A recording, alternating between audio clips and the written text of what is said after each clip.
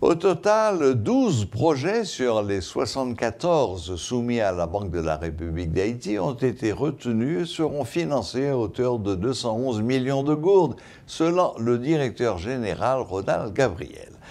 Le directeur exécutif du fonds invite les intéressés à visiter le site du fonds BRH afin d'avoir des informations complètes sur les procédures de soumission des projets. M. Ronald Gabriel a fait cette déclaration dans le cadre d'une interview exclusive accordée à Métropole lors de la deuxième et dernière journée de réflexion sur les recherches scientifiques. Suivez ce reportage de Rudolf Fierluy.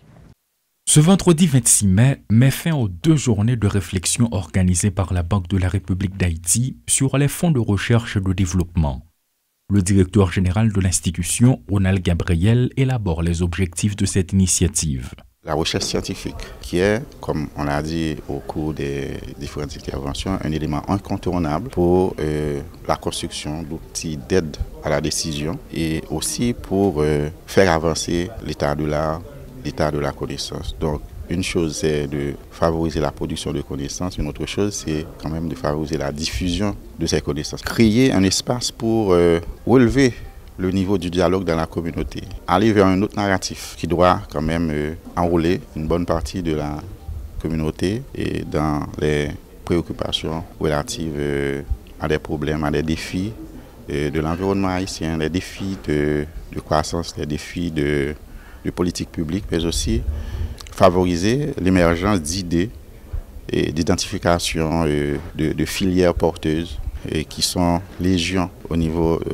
du pays. C'est au cours de l'année 2020 que ce fonds a pris naissance. Des chercheurs qui ont préparé à la soumission des différents projets depuis sont au nombre de 74, poursuit le DG. La première cohorte de soumission de projets où on avait 27 projets soumis au fonds BRH pour la recherche et le développement. Et de ces 27, on avait retenu 5. Donc il y a 5 projets au niveau de la première cohorte qui sont en cours d'exécution et qui sont financés en totalité ou en partie par le fonds BRH pour la recherche et le développement.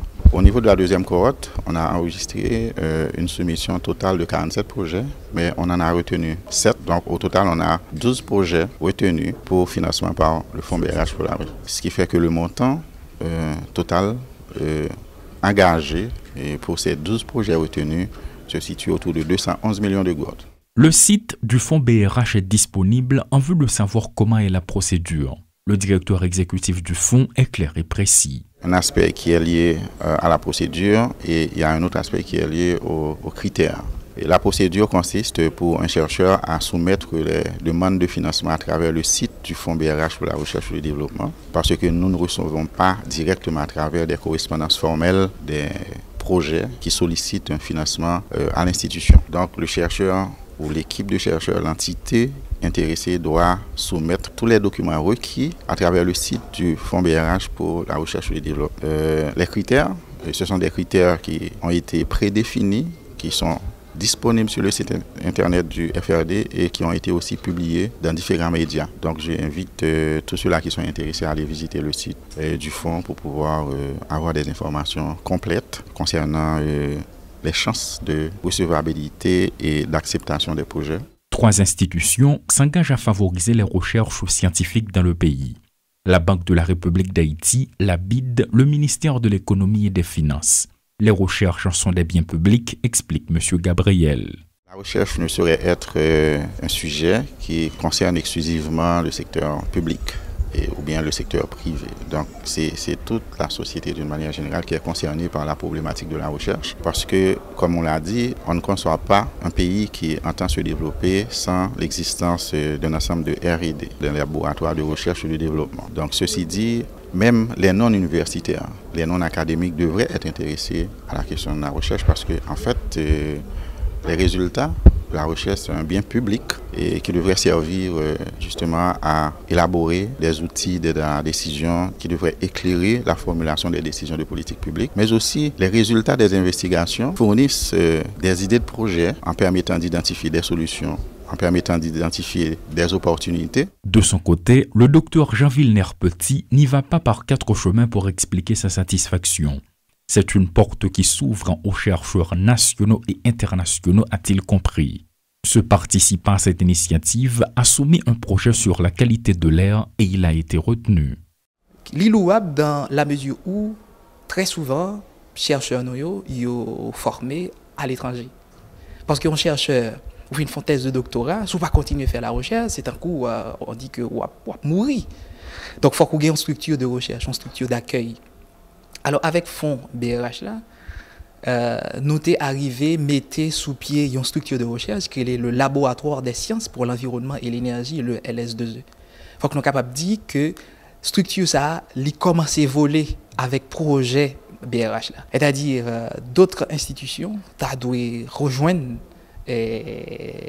institutions qui te mettaient tête ensemble pour accompagner les chercheurs de telle sorte que dans un premier temps nous sommes capables d'attirer les chercheurs qui à l'étranger.